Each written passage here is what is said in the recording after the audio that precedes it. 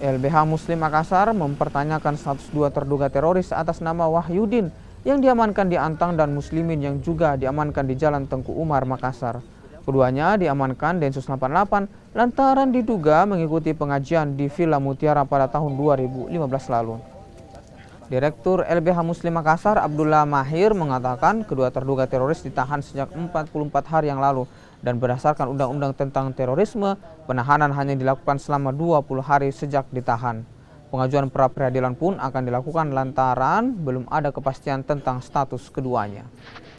Alasannya kami melakukan pra-peradilan karena menurut kami penahanan, penangkapan, penggeledahan yang dilakukan oleh pihak Densus kepada terduga suami klien kami itu tidak memenuhi unsur di dalam KUHP, di mana seharusnya ketika orang ditangkap itu didahului dengan pemanggilan 3 kali berturut-turut.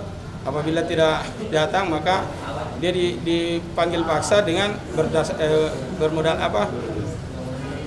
disertai dengan surat penangkapan dan penahanan.